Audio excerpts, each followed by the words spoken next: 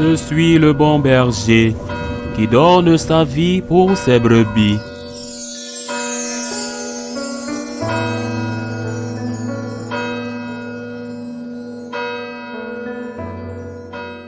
En ce temps-là, Jésus disait à ses disciples, « Méfiez-vous des faux prophètes qui viennent à vous déguisés en brebis, alors qu'au-dedans, ce sont des loups voraces. C'est à leurs fruits que vous les reconnaîtrez. Va-t-on cueillir du raisin sur des épines ou des figues sur des chardons? C'est ainsi que tout arbre bon donne de beaux fruits et que l'arbre qui pourrit donne des fruits mauvais. Un arbre bon ne peut pas donner des fruits mauvais, ni un arbre qui pourrit donner de beaux fruits. Tout arbre qui ne donne pas de beaux fruits est coupé et jeté au feu. Donc c'est à leurs fruits que vous les reconnaîtrez. » Acclamons la parole de Dieu. Méfiez-vous des faux prophètes. Ils se présentent sous des vêtements de brebis, mais au fond d'eux-mêmes, ce sont des loups voraces. Comment l'Israël antique distinguait les vrais prophètes des faux? Ils avaient une clé de discernement.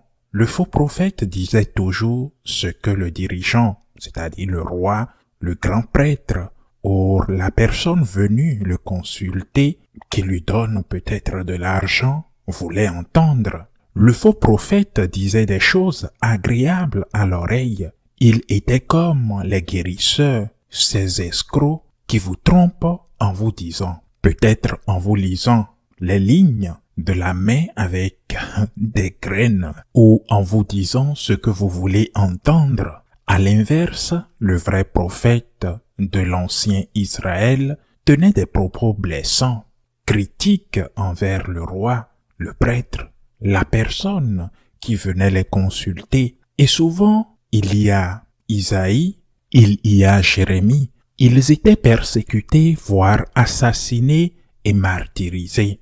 Ils parlaient au nom de Dieu pour corriger le peuple ou le roi. Ces prophètes n'avaient pas une tâche facile. La prophétie qu'ils devaient annoncer au nom de Dieu leur valait discrédit, persécution et parfois même la mort. Nous devons appliquer ce critère aujourd'hui. Comment distinguer un faux prophète d'un vrai prophète?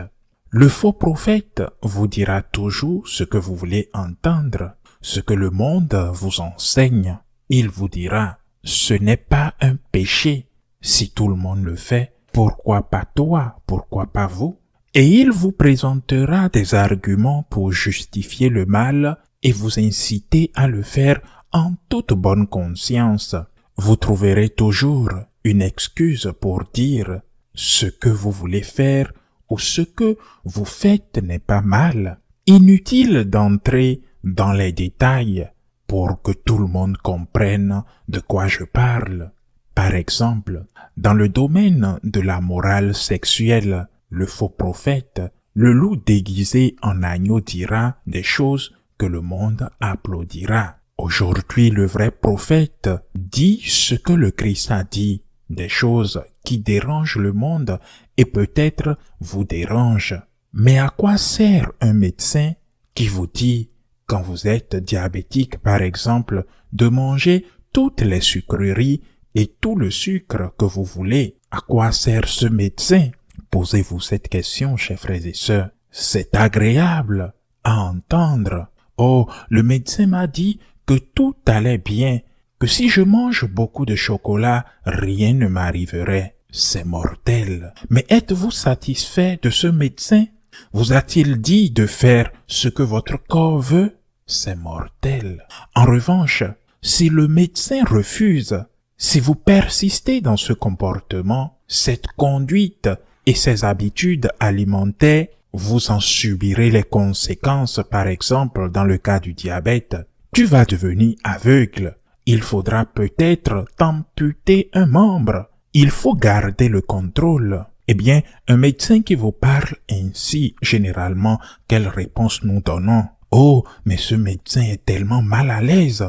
Il est tellement désagréable. Avec toutes ces choses désagréables qu'il m'a dites, Je dois suivre un régime, faire du sport. Quel médecin désagréable! C'est lui qui vous sauve la vie en réalité. Appliquez-le à la vie réelle, à la vie morale. Appliquez-le. Distinguez le faux prophète du vrai prophète. Vous dites, oh, ce prêtre est très humain. C'est formidable. Je pense que tous les prêtres sont humains.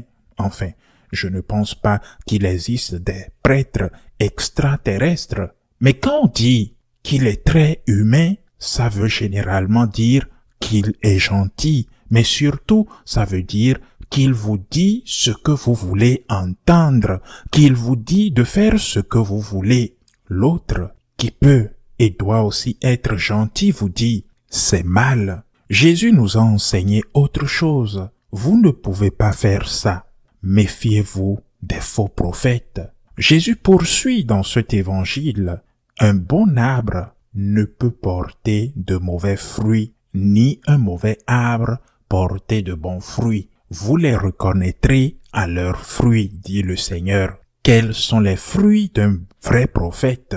La sainteté. Il est peut-être en tant qu'homme loin de cette sainteté, mais il porte les fruits de sainteté parce qu'il enseigne au nom de Dieu, parce qu'il enseigne ce que Dieu veut qu'il enseigne. Quels sont les mauvais fruits qu'un faux prophète porte? Le péché.